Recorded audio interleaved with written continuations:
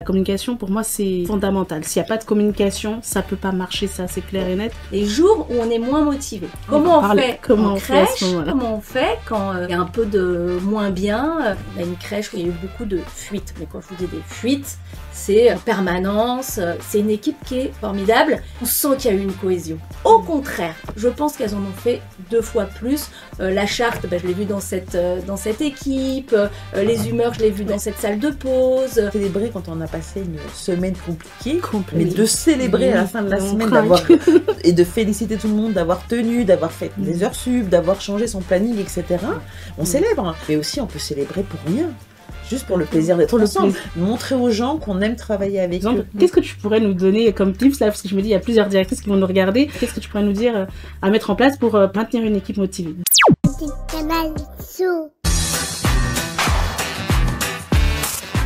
Bonjour à tous, bienvenue dans notre émission Les Petites Canailles Show. Je suis Marcia, éducatrice de jeunes enfants et directrice de crèche chez Les Petites Canailles. Et aujourd'hui, je suis accompagnée d'un casting de folie. Je vous présente Nadia, bonjour, qui est formatrice. Je vous présente Betty, qui est éducatrice de jeunes enfants. Et je vous présente Delphine, qui est directrice des ressources humaines chez Les Petites Canailles. Bonjour. Et bonjour. Et du coup, Nadia, je pense que tu as plein de choses à nous dire, toi qui es formatrice. Oui, déjà, je suis Nadia Zelmat. Je travaille en partenariat avec Les Petites Canailles depuis 2020 autour du management, donc ça me permet d'accompagner les équipes. Et ce qui est assez original de travailler comme ça, c'est qu'en fait, je les vois d'année en année et ça me permet de les faire grandir au quotidien. Voilà. Merci. Et toi, Betty, du coup, est-ce que tu peux te présenter? Alors déjà, mon prénom c'est Elisabeth, alias Betty. Du coup, je suis éducatrice de jeunes enfants chez Les Petites Canailles depuis 2022. Donc j'ai commencé à Colombes et puis là, je suis au Plessis-Bouchard. Donc je suis ma directrice du coup, Marcia. Voilà, je sais pas quoi dire. Et du coup, toi Delphine, est-ce que tu peux te présenter un petit peu? Bien sûr, donc moi je suis Delphine, je suis DRH des Petites Canailles depuis 5 ans maintenant et DRH dans les services à la personne depuis plus de 20 ans. Donc j'accompagne les salariés qui accompagnent les enfants. Voilà. En tout cas, chouette, merci. Et là, justement, on s'est toutes rejointes autour de cette émission pour parler d'un sujet qui est de qualité, en tout cas sur le terrain. C'est justement qui est dirigé vers les professionnels. Ce sont les clés de professionnels motivés sur le terrain. Et du coup, aujourd'hui, en tout cas, c'est quelque chose qu'on va aborder ensemble. C'est de savoir, voilà, comment les équipes sont amenées à être motivés aussi, que ça soit de leur côté, mais aussi de notre côté, aussi en tant que manager, aussi en tant qu'entreprise aussi, les Petites Canailles, comment on impulse cette motivation. Et voilà, et Nadia, par exemple, toi qui es formatrice et avec qui j'ai pu aussi travailler et être formée, pour toi aujourd'hui, une équipe qui est motivée, qu'est-ce que ça pourrait être? Quel mot, enfin en tout cas, comment tu peux parler de cette motivation auprès des équipes actuelles en tout cas? D'accord, alors moi si je peux apporter une définition à ça, ça serait plutôt, alors je vais faire le lien avec la cohésion parce que pour moi c'est pareil, et la cohésion c'est comment est-ce qu'on peut tous bien travailler ensemble, voilà. Si je peux faire court, c'est comme ça, et je trouve que la plupart des gens ils ont une méconnaissance de ce sujet, même si c'est un sujet hyper important, c'est qu'il y a 2 types de cohésion, il y a la cohésion au travail, du travail, et la cohésion sociale dans le travail. Et dès qu'on fait déjà le distinguo de ces 2 choses, on voit 2 axes de travail sur lesquels il va falloir s'axer. C'est ça. Et là, du coup, je fais un peu le lien aussi, toi, Elisabeth, qui est sur le terrain. Qu'est-ce qui te motive aussi chaque jour à venir travailler? Parce que travailler dans le milieu de la petite enfance, voilà, c'est comme on dit, c'est pas forcément tous les jours facile, et c'est vrai qu'il faut cette motivation, et je pense peu importe le boulot qu'on fait, il faut une motivation. Dis-moi, quelles sont pour toi les motivations qui te donnent envie de te lever le matin et d'aller travailler? Alors déjà, être éducatrice de jeunes enfants, pour moi, c'est un métier de vocation. En fait, j'ai fait ça parce que c'est un métier qui me plaît, et ce qui me donne aussi envie d'aller travailler tous les jours, c'est mon équipe concrètement, les enfants. Parce qu'il y a une très bonne ambiance en vrai et on s'entend toutes très bien. Enfin là on est parti sur une ouverture donc on a fait le séminaire tout ensemble, on a appris à se connaître à ce moment-là et franchement il y a des liens qui se sont créés et ce qui est chouette c'est qu'on est une équipe plutôt jeune aussi et franchement on peut tout se dire limite. Oui on peut tout se dire, enfin il y a des façons de dire les choses mais en fait on parle, on communique tout ensemble, on essaye de faire en sorte que ça fonctionne finalement. Et ouais, c'est vraiment, au quotidien, c'est plutôt agréable. Ouais, en fait, de pouvoir s'ouvrir et de pas faire face au jugement ou quoi. On peut tout se dire en fait pour avancer concrètement dans nos projets. Enfin, voilà. Et c'est vrai qu'en tout cas, là, avec Nadia, on a pu avoir un petit temps, justement, on a pu questionner les pro-terrains et aussi notamment les directrices sur cette clé de motivation. Et c'est souvent quelque chose qui ressort, cette motivation. Voilà, c'est la bonne ambiance, c'est de se retrouver quelque part où on se sent finalement à sa place. Et justement, ça peut revenir aussi, enfin, c'est des questions qui peuvent être, j'imagine, pour toi, Delphine, posées pendant les recrutements et même, voilà, dans ce que tu peux... j'imagine recevoir aussi des personnes qui recrutent, c'est souvent ce qui est demandé. Enfin, qu'est-ce que vous mettez en place aussi au sein des petites canailles quelles sont les conditions en fait, qu'on met en place, puisque moi, mon rôle finalement, ça va être de mettre les conditions en place pour que les gens restent motivés et donc qu'on réponde à leurs besoins. Donc, qu'est-ce qu'on va mettre en place chez les petites canailles pour que chaque personne, qu'on connaisse les besoins de chaque personne, puisqu'on est tous différents. La Betty, elle dit que c'est la cohésion d'équipe, bien sûr, c'est très important. Tout à l'heure, on parlait d'équilibre vie professionnelle, vie personnelle, avec la mobilité. Voilà, on a tous des besoins différents. On évolue, c'est-à-dire quand on rentre dans une entreprise, c'est pour une certaine motivation. Quand on y reste, c'est pour une autre. Donc, qu'est-ce qu'on met en place ? Ce qu'on va mettre en place, qui va être très important, c'est l'écoute. Là, on parlait d'écoute entre professionnels, d'écoute avec la directrice. Donc, c'est comment on écoute chaque salarié, ses besoins et comment on y répond.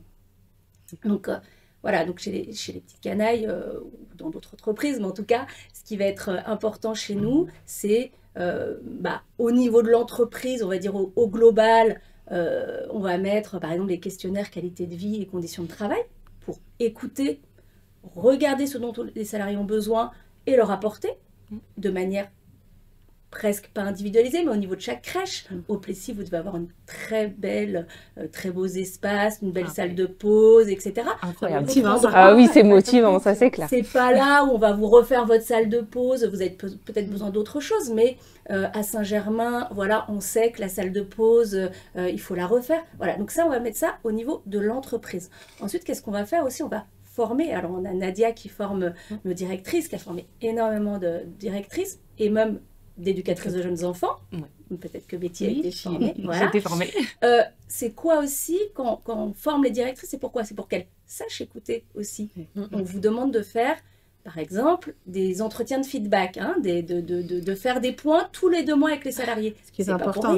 C'est pas pour rien. C'est important. D'avoir ce lien avec l'équipe. Bien sûr, vous allez comprendre quel est le levier de motivation de chacune. Peut-être que l'une d'elles, ça va être évoluer, l'évolution professionnelle. Donc, on va vous mettre à disposition des outils pour inscrire votre salarié en VAE, sur notre programme d'ambassadeur pédagogique, sur de l'anglais. Voilà, peut-être qu'une autre personne, ça va être se rapprocher de son domicile. Donc, il va y avoir une campagne de mobilité, vous allez pouvoir inscrire. Voilà. Donc, à chaque niveau, on va essayer de mettre des lieux d'écoute. Aussi, nous, service RH, qu'est-ce qu'on va faire ? On va aller dans les crèches pour aussi écouter les salariés. Chez les petites canailles, il y a beaucoup de nos valeurs, c'est la proximité. C'est pas pour rien, c'est pour être aussi à l'écoute de chaque équipe, bien sûr, mais aussi chaque individu. Je pense que ça, c'est important. Et de connaître sa motivation, qu'est-ce qui le fait rester, parce que nous, ce qu'on veut, c'est que les salariés restent. Ça, c'est très important. Voilà. Et moi, ma motivation, puisqu'on parle de motivation, c'est prendre soin, effectivement, ce que je disais tout à l'heure, et d'être à l'écoute des besoins des salariés qui prennent soin des enfants. Et complètement, je rejoins ce que tu dis, toi Delphine, ce que tu dis, par exemple, voilà, une crèche qui vient d'ouvrir, où voilà, il y a tout est neuf, on a mis plein de choses en place, etc. Et là, j'ai envie de dire aussi que là, l'environnement qui est clean au niveau, en tout cas matériel, aujourd'hui, ça va être plus ce côté humain qu'on va aller travailler, ce côté management, justement, d'une directrice qui va être plus là pour ses équipes et vraiment être au petit soin, on va dire, et être à l'écoute. Et justement, c'est là où je reviens à toi, Nadia, justement, quand tu nous formes, moi, je sais que, voilà, j'ai pu avoir des vies de ta part. Et c'est vrai que même en tant que directrice aussi, ça nous repousse dans nos retranchements aussi, parce qu'on a...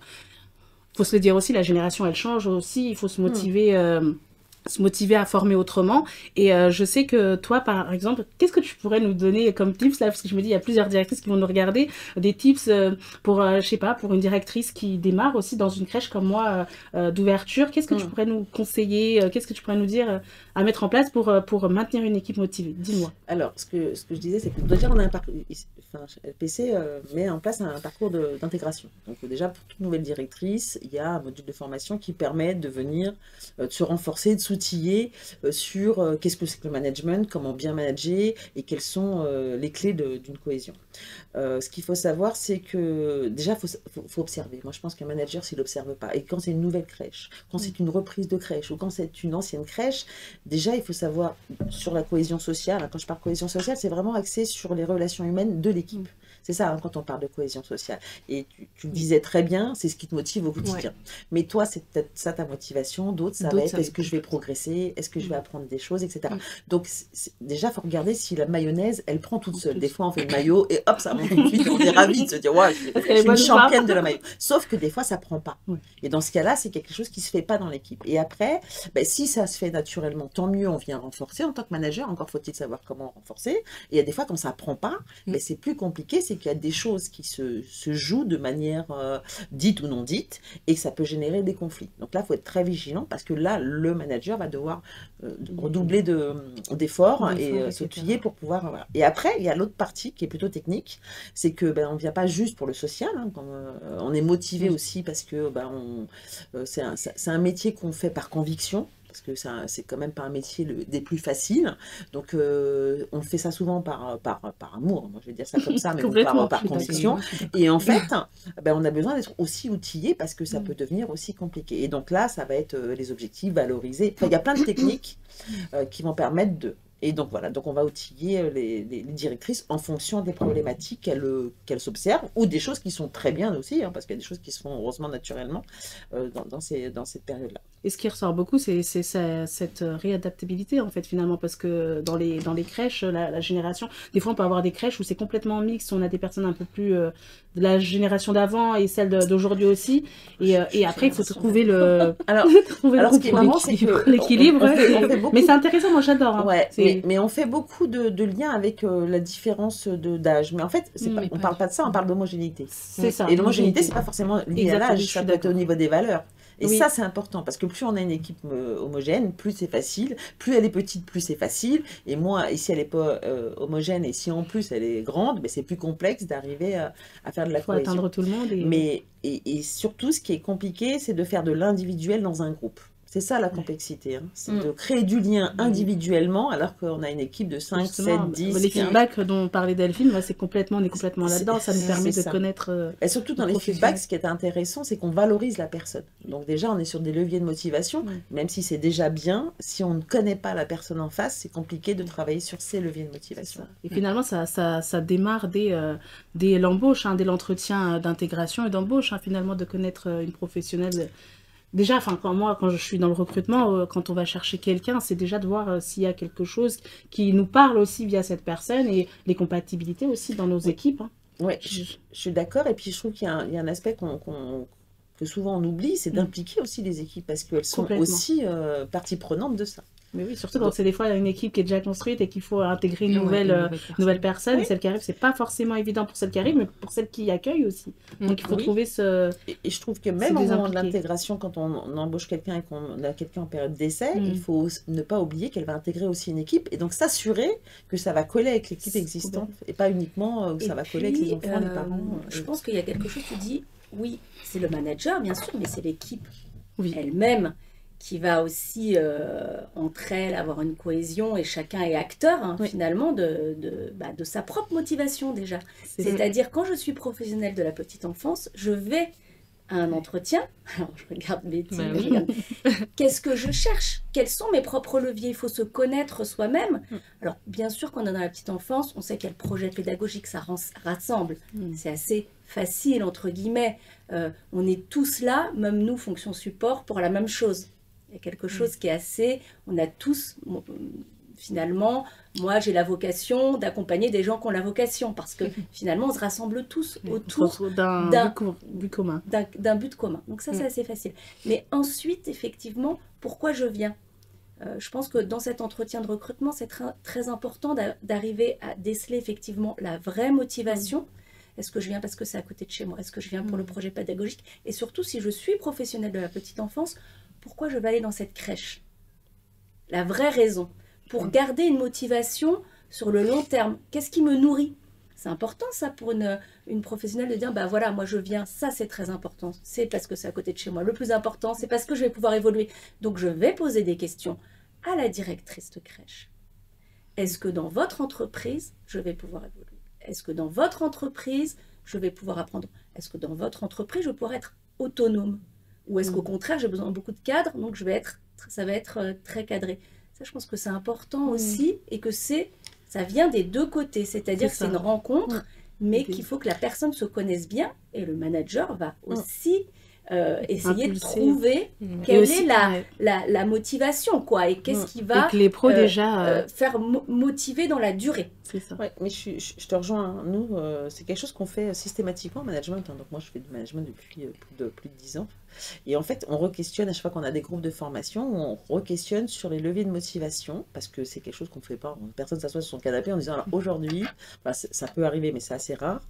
Et donc, beaucoup avec les directrices, et en fait, ça redonne du sens. Et moi, pour avoir fait ça, après, on classifie avec j'ai envie de dire le tiercé gagnant, qu'elles sont dans l'ordre, parce qu'on a beaucoup des leviers de motivation. Et en fait, en faisant un tour de table, je n'ai jamais vu quelqu'un qui a eu les mêmes motivations dans le même ordre. Donc, c'est-à-dire qu'en fait, pour des groupes de 14, je n'ai jamais personne qui a le même levier de motivation. Et en fait, même elles sont surprises finalement de ce qui peut ressortir de cet exercice. Et je pense que les managers aussi devraient re-questionner, parce que ça évolue aussi avec le temps, hein, quand on est maman, pas maman, quand on est célibataire, il y a plein de choses qu'on peut, et qui évoluent au fur et à mesure des années, donc re-questionner ça, je veux dire, régulièrement, alors pas tous les jours, mais peut-être tous les 3 ans, pour savoir si ça n'a pas évolué. Et ça, c'est hyper important de savoir finalement pourquoi je viens travailler. Du coup, là, je rejoins un peu ce que tu disais aussi, Delphine, tout à l'heure, justement, que cet accueil et que cette rencontre se fasse des deux côtés, hein, ceux qui arrivent et ceux qui sont en interne. Justement, là, je peux parler de toi, Betty, qui est sur le terrain. Par exemple, cette motivation déjà d'être sur le terrain, il y est OK, mais après, il faut intégrer de nouvelles personnes. Toi, comment tu fais pour... qu'est-ce que tu mets en avant quand tu accueilles des nouvelles professionnelles sur le terrain, qui va justement leur donner cette envie de rester, d'être motivés?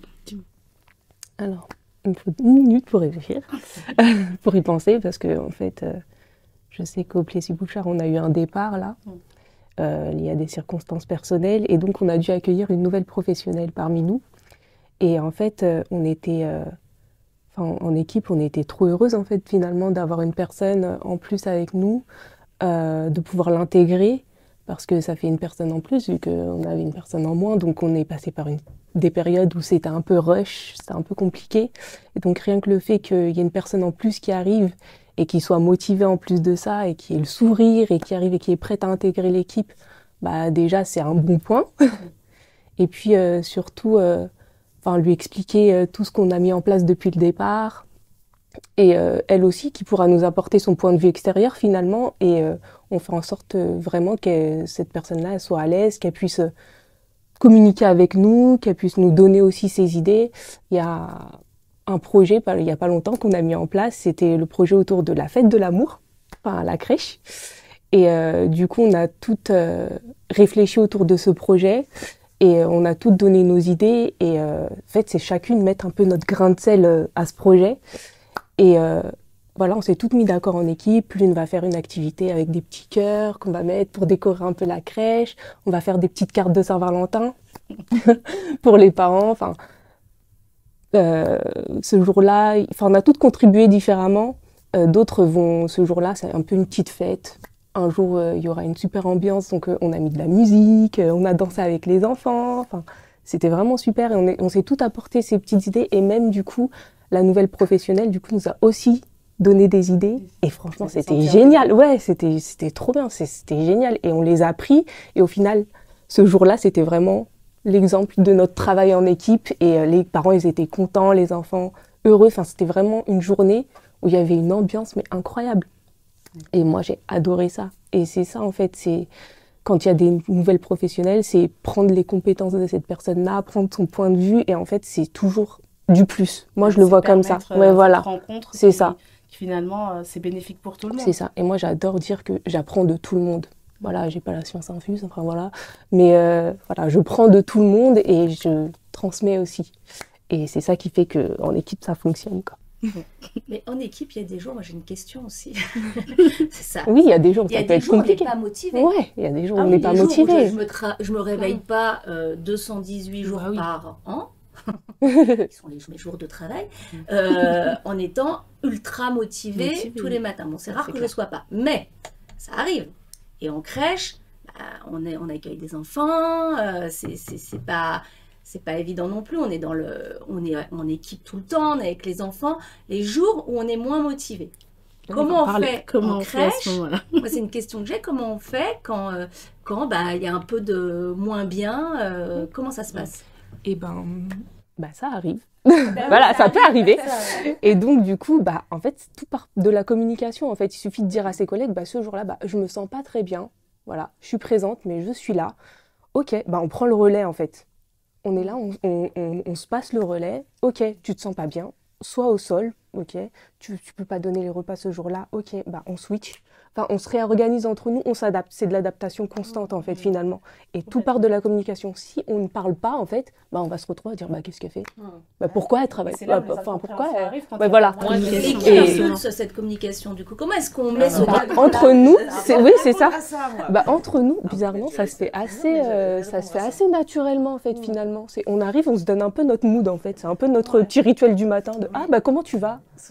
Voilà. Ça, parce que moi, je peux répondre à ça. Il y a des équipes où c'est pas naturel. Non, mais justement, moi, j'ai des directrices de LPC qui m'ont dit ce qu'elles avaient mis en œuvre et j'avais trouvé ça génial. C'est que dans la salle de pause, elles ont mis les photos de toutes les pros avec des smileys. Qui correspondent à l'humeur de la pro qui, elle, quand arrive le matin, met soit son petit nuage, soit sa banane ou son grand sourire. Pas forcément envie de parler des fois. Et du coup, ça permet d'alerter l'équipe sans avoir le temps de discuter parce que c'est vrai que c'est assez stupide quand les enfants sont là, etc. D'alerter l'équipe, d'être moins en forme et du coup l'équipe prend soin parce qu'elle voit la météo en fait de l'équipe. Et ça aussi c'est une manière de le dire sans avoir à le formuler le matin parce que des fois quand on n'a pas forcément en crèche le formuler. On est avec les enfants, on peut pas parler de ses problèmes alors que vraiment on est affecté quoi. Et souvent la cohésion vient aussi de la créativité, de qu'est-ce qu'on peut mettre en place quand on est prise par une activité qui est assez prenante parce que quand on s'occupe des enfants on peut pas se confier surtout. Et du coup il y a plein de choses qui fonctionnent bien et donc je trouvais ça hyper initiative. Et moi je l'ai vu aussi la semaine dernière dans une crèche où c'était pas des smileys mais c'était des humeurs et on met sa photo le matin sous l'humeur du jour. Oui, parce que finalement le temps est court le matin de pouvoir échanger. Et en fait finalement ces réunions on en a, mais pas toute la journée, on peut pas. Et donc, il faut trouver des moyens de communication via des images, des smileys. Et ça, c'est génial. Et ça marche. Ça. Et des fois, il y a des professionnels où elles n'ont pas forcément envie de parler ce jour-là. Et donc, ça permet aussi de libérer son émotion via un support. Voilà, et une autre chose que j'ai vue aussi en crèche, je ne sais pas si ça existe chez vous, mais c'est pour ça que je demandais comment est-ce que vous aviez défini ça. Mais je l'ai vu souvent dans des salles de pause, évidemment, c'est le lieu, sur des chartes qui ont été faites entre les équipes, alors soit dès le départ, soit parfois on attend que ça aille pas bien. Je pense qu'il faut pas attendre que ça aille pas bien, parce que quand tout va bien, c'est facile de communiquer, etc. Mais il y a forcément un moment où peut-être ça va aller moins bien pour une raison ou pour une autre. Il y a un événement, il y a quelque chose. Voilà, ça arrive, c'est la vie. Donc, mais des chartes où comment est-ce qu'on communique? Et c'est l'équipe ensemble qui l'écrit et qui va dire voilà les règles qu'on se met ensemble. Donc j'ai trouvé ça aussi une initiative intéressante parce qu'on sait et on arrive dans l'équipe et on sait comment est-ce qu'on va communiquer, quel est le lieu aussi communiquer, à quel moment je vais pouvoir dire que ça va pas ou que ce que tu as fait parce que vous êtes des personnels avec des vocations, vous l'avez dit, donc avec des réactions qui peuvent être très fortes parce que ça peut être ça ne me va pas.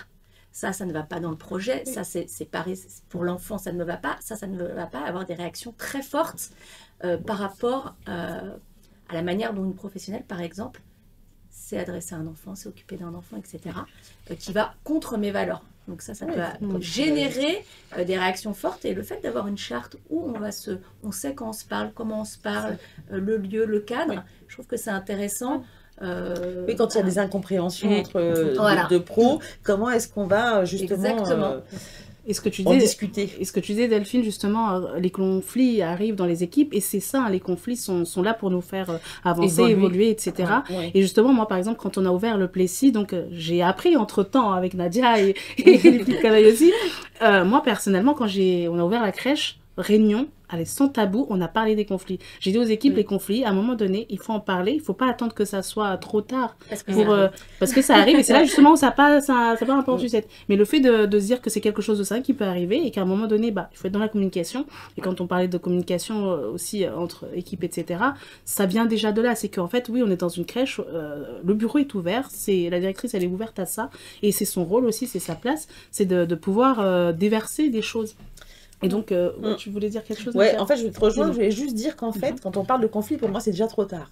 C'est ça. Et c'est pour ça que je vais rebondir sur ce que disait Delphine, c'est que le fait de mettre, parce que c'est pas évident, on pense que les gens savent, ont la maturité pour savoir parler des choses qui peuvent les déranger, les incompréhensions, etc. Et en fait, quand on est sur le coup de l'émotion, on perd cette objectivité.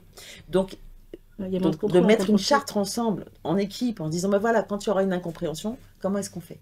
Comment est-ce qu'on la lève? Parce que si on lève justement ça...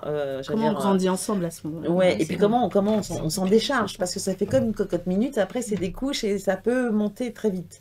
Donc l'idée, c'est vraiment d'essayer de s'en décharger avant que ça prenne des proportions et qui emmène au conflit. Donc on est avant le conflit. Et ça, c'est hyper important. Et en fait, on se rend bien compte dans nos échanges que finalement, le ciment de la cohésion, c'est quand même la communication. Complètement. On est toutes d'accord là. Et pourquoi les gens partent? Malheureusement, c'est souvent, parce qu'ils ne se sont pas sentis bien accueillis, donc ils partent pendant la période d'essai. Voilà. Parce que l'équipe qui est en place ne sait pas, il faut les aider, mais ne sait pas accueillir quelqu'un qui arrive. Ça peut arriver. Là, j'ai entendu parler de contribution de la nouvelle personne qui arrive, de la richesse de la personne qui arrive. Voilà, donc l'équipe en place ne sait pas, ou parce qu'il y a ça a dégénéré, une incompréhension a dégénéré en conflit. Et on sait que dans nos métiers, c'est très facile. Alors surtout, nous, on est situé en Île-de-France. Voilà, ça va être très facile de partir et de trouver un autre travail ailleurs. Oui. Donc réellement, c'est vraiment je pense, deux vecteurs de démotivation qu'on peut très vite et très facilement... très facilement. En tout cas, on a des outils pour faire que ça se passe. Et tu vois, en tant que manager et en tant que directrice, justement, quand on recrute ou quand on a une équipe, on a souvent ce truc à faire l'équipe à notre image aussi. Je pense que c'est important aussi de transmettre ses valeurs en tant que directrice, qu'est-ce qu'on recherche, et aussi d'avoir les valeurs des autres personnes. Mais moi, je sais que la communication, pour moi, c'est fondamental. S'il n'y a pas de communication, ça peut pas marcher, ça c'est clair et net. Ça peut pas marcher, on peut pas aller très loin. Oui, ça peut marcher peut-être quelques mois, mais après il faut être logique, il faut être vrai. C'est que ça peut pas durer s'il n'y a pas de communication, s'il n'y a pas de temps de rencontre.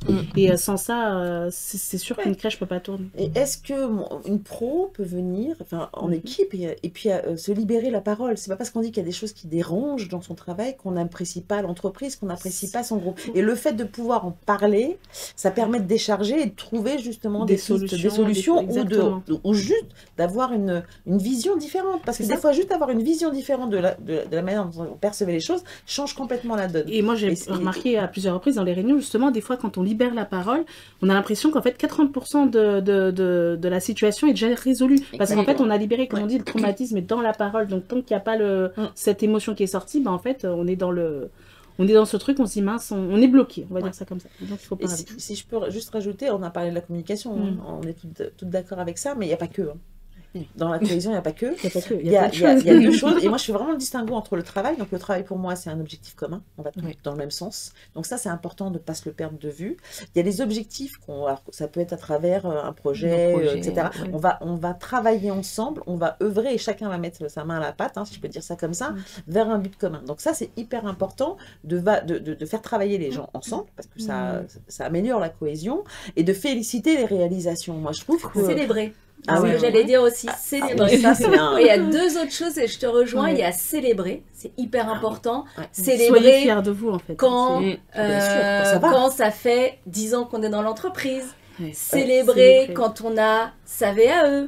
Célébrer quand on a un diplôme. Célébrer plein de choses. et la convivialité, c'est-à-dire avoir des moyens, des moments, et ça c'est vrai qu'on donne aussi, je pense que vous allez le faire, on donne des moyens aux pro-terrain, aux directrices, à tout le monde d'avoir ces moments de convivialité. Voilà, de plaisir ensemble, et prendre plaisir ensemble en dehors aussi. Alors pas tout le temps, on a chacun notre vie, mais en dehors du travail, ça aussi, ça peut faciliter après la communication. Ça nourrit le lien. Avoir fait un bowling, un karaoké, un truc, à n'importe quoi ensemble. Un resto, la nourriture. Mais on en fait, c'est quoi? C'est régulièrement finalement qu'on en fait, quand vous avez des moyens d'en faire. Et ça c'est important, c'est de nourrir le lien. Une fois tous les trimestres, voilà, de le faire. C'est des moments qui nous permettent aussi de nous voir autrement, et pas être que dans le cadre du boulot, parce qu'il faut être hyper carré, etc. De voir les talents de chacun, parfois, d'autres exactement, on découvre plein de choses, on a plein de surprises dans les moments comme ça. Chez vous qui coupent la réunion, alors elles font une réunion, voilà, où il faut bien sûr parler des thématiques de la réunion, et elles finissent la réunion en moment festif. Et en fait, c'est comment est-ce qu'on peut se rejoindre en dehors du travail. Comment je vais me raccrocher à l'autre, quelles sont les affinités que j'ai avec l'autre, et souvent les affinités au-delà de la vocation pour les enfants se créent dans des moments de convivialité, des moments informels sur le temps de travail. Ça c'est hyper important de les valoriser. Ils sont très importants ces moments-là. Donc ça peut être fêter la Chandeleur, ça peut être n'importe quoi. Il y a plein de thématiques qui font que du coup, qui sont faciles à mettre en œuvre et où là on prend du plaisir ensemble. Un matin la directrice elle ramène le petit déj et ça fait toujours plaisir. Les chouquettes, le vendredi chouquettes. C'est ça.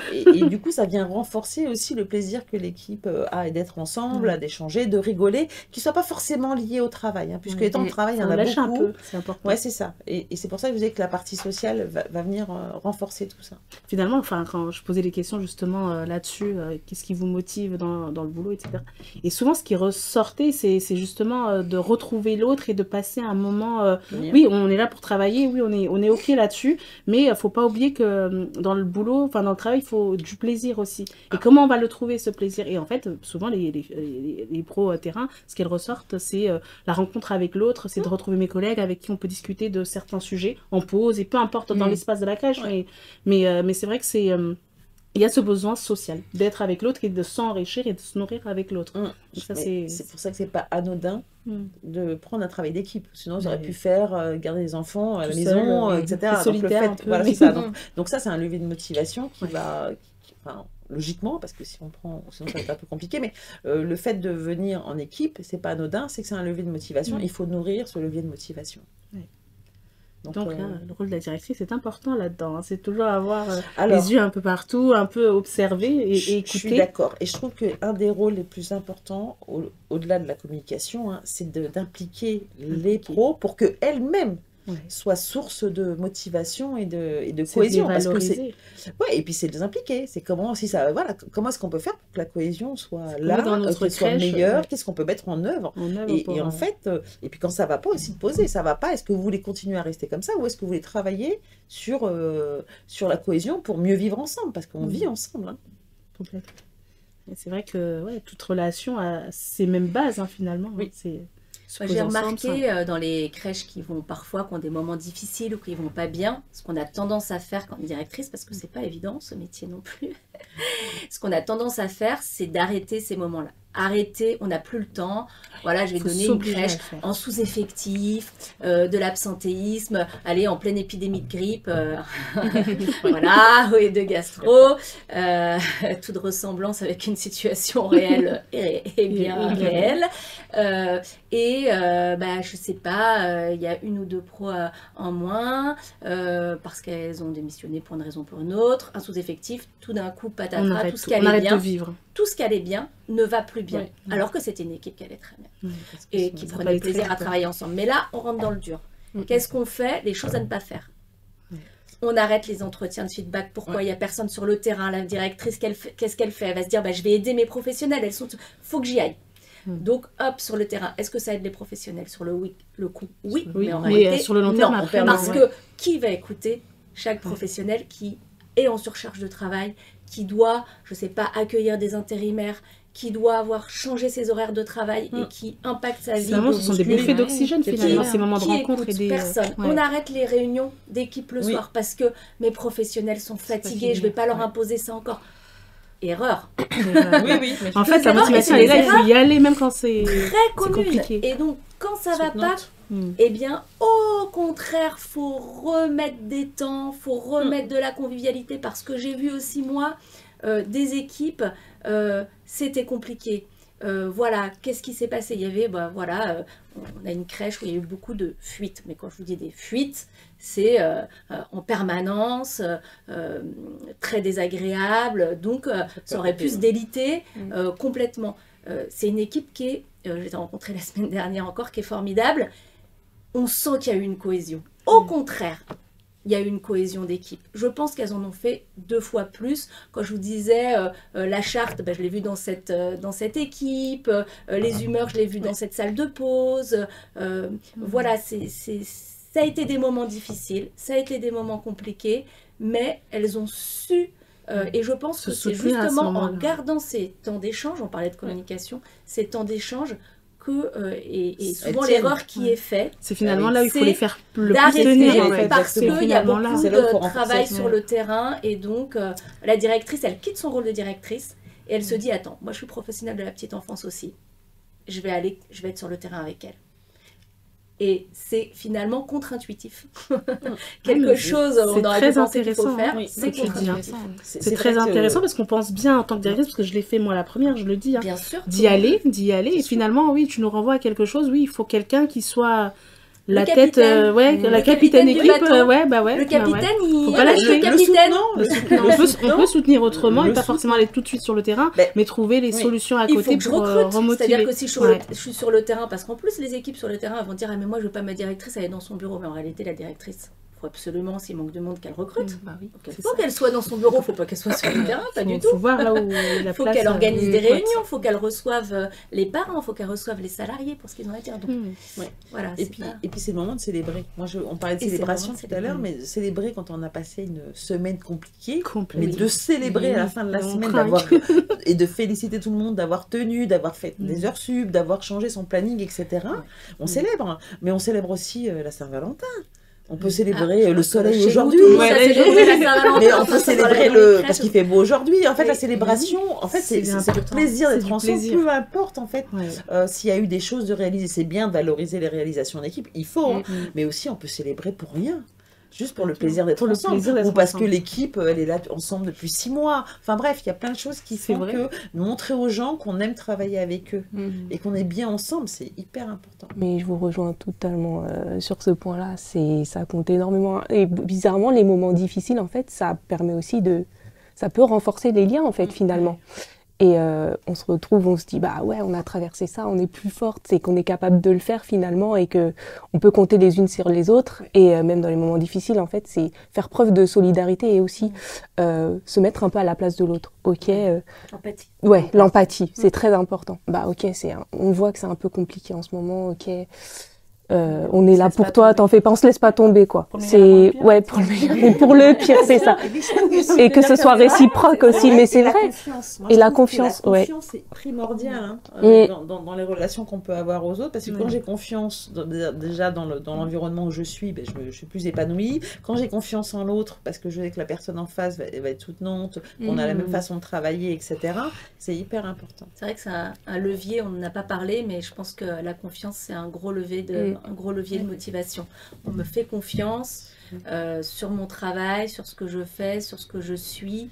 Je pense que de plus en plus, j'ai l'impression, alors je ne sais pas si j'ai l'impression que les nouvelles générations, de plus en plus, elles ont besoin, alors tout le monde a besoin de confiance, mais d'autonomie qu'on leur fasse confiance et qu'on les laisse, sont capables de faire, et qu'on les laisse faire. En plus, ça renforce, si on me fait confiance, ça renforce encore plus mes capacités. Et ça, je te rejoins à 1000% parce que justement, quand j'étais, je parle un peu de moi, mais à l'époque, à l'époque, j'étais jeune, mais quand j'étais en formation, justement, d'éduc, où j'avais peut-être un peu pas trop confiance en moi, on va dire ça comme ça, et les gens qui m'ont entourée, qui m'ont porté, m'ont tellement fait confiance, que du coup, cette confiance, en fait, waouh, je l'ai retrouvée chez moi.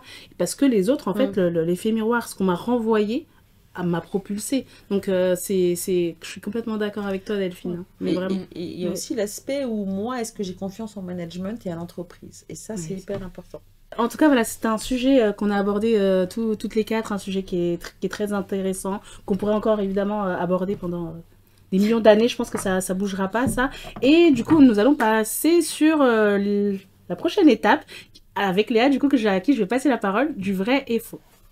Oui, exactement. Bah, je vous laisse prendre les petits panneaux qui en font du coup. Déjà, bonjour à tous, comme d'habitude. Salut à toi. Ouais, bonjour entendu dans l'émission. Et comme d'habitude, en fin d'émission, je vais vous faire ce petit jeu. Vous allez voir, ça va bien se passer. Vous ne connaissez pas encore mes fun facts, mais je vais vous les donner. Vous allez me dire si, selon vous, c'est vrai ou c'est faux. On va partir sur des affirmations et fun facts qui sont plus axés sur l'entreprise, mais dans le monde de manière générale. Donc, quels sont les axes, du moins, ou les mises en place dans certaines entreprises pour motiver les équipes? Est-ce que c'est vrai? Est-ce que c'est faux? Est-ce qu'ils font vraiment ça? Donc, on va le voir ensemble. Alors, je vous en ma première. Vous êtes prêtes? Allez, go! C'est parti. Est-ce qu'il y a des entreprises en Allemagne qui a réduit ses journées de travail à 5 heures pour améliorer justement la productivité des employés? Est-ce que pour vous, c'est envisageable? Par jour? Ouais. Par jour, 5 heures, allez. 5 heures par semaine, tu sais. Ce serait pas mal, ça aussi. Et ben oui, c'est vrai, c'est totalement vrai. Ça se fait en Allemagne, ouais. C'est des jours de 5 heures. Et ça permet aux gens d'avoir, effectivement, d'être plus focus sur ces 5 heures-là. Donc forcément, par contre, il ne faut pas trop partir à droite à gauche, j'en sais penser, mais après, du coup, ils ont la liberté de pouvoir... Mais pas dans les crèches. Je pense pas qu'ils se disent 5 heures et puis ouais, c'est plus compliqué dans les crèches. C'est pas trop possible dans les... On a des enfants autonomes, ce genre de choses, mais bon, des enfants autonomes, quand on a des enfants en face ou des personnes âgées, c'est pas... c'est une belle initiative. Là, c'est autre chose. Mais c'est une belle initiative. Mais voilà, en tout cas, il y en a qui font ça. Effectivement, d'ailleurs, je tiens à préciser, les fun facts sont pas toujours envisageables dans les crèches. Hein. Tout à fait. Ça fait rêver. Mais... Ouais, exactement. Par contre, ça rappelle quand même l'importance, comme tu disais, de l'équilibre vie pro, vie perso, et quand il est envisageable de le faire, c'est toujours intéressant de le faire et de le mettre en place, comme on fait chez nous. Ensuite, il y a des entreprises qui proposeraient du coup des bureaux ou des lieux de travail, donc, qui seraient un peu plus fun, c'est-à-dire des fois avec même des piscines à balles, des toboggans, ou des fois simplement des lieux qui rappellent la maison. T'as mis faux, Marcia?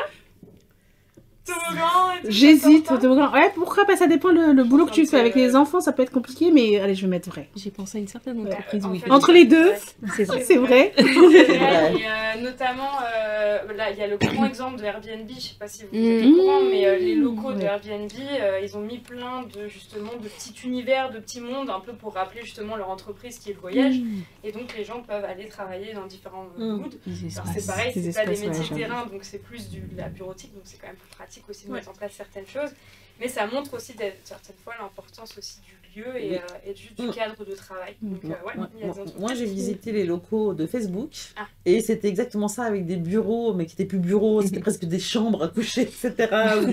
Et c'est vraiment génial, avec une restauration ouverte 24/24 gratuitement, etc. Donc ils offraient des conditions de travail aux salariés.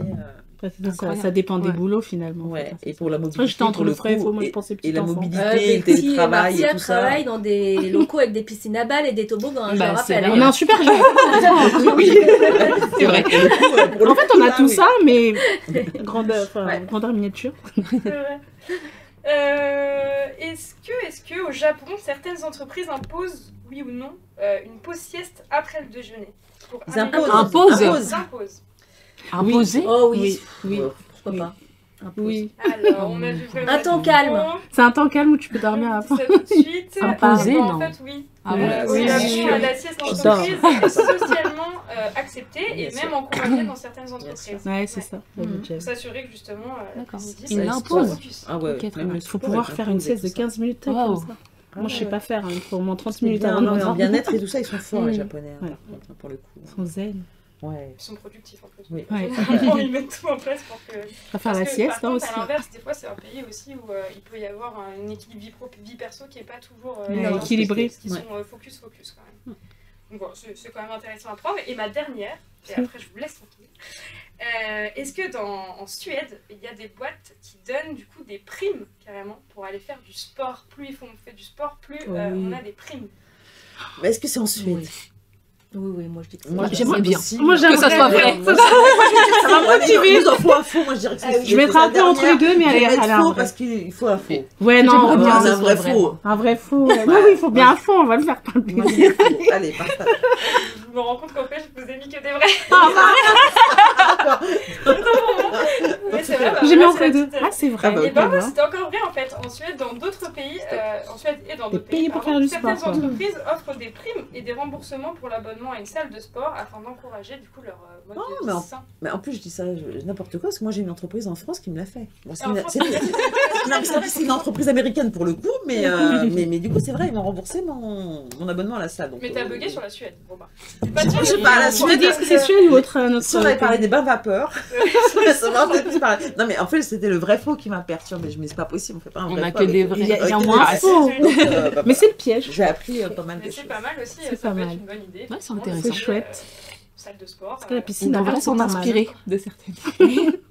Bah voilà pour moi, en tout cas c'est fini Ok. de mon côté. Ben, merci. Vous avez Merci bien Léa, fait, merci à toi, le jeu. c'était trop chouette. Merci à toi.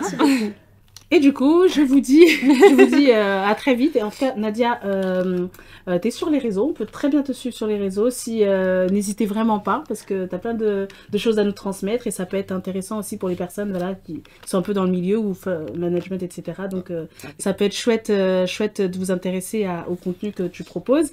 Et voilà, en tout cas, merci à toi d'être Merci venu à sur vous ce d'avoir plateau. invité. En C'était tous les cas, vraiment c'était chouette. hyper sympa. Merci à toi. Et merci à toi, Betty, aussi, d'être venue sur ce plateau. En tout cas, c'était vraiment chouette d'être accompagnée de mon éduc. Du coup, c'était vraiment agréable. Merci à toi, Delphine, aussi, pour tes conseils, pour plein de choses que tu as pu nous apporter tout au long de cette émission. Et voilà. Et en tout cas, merci aussi à vous, derrière les caméras. Et je vous dis à très, très, très vite pour de nouvelles aventures. Merci et à très vite et à bientôt.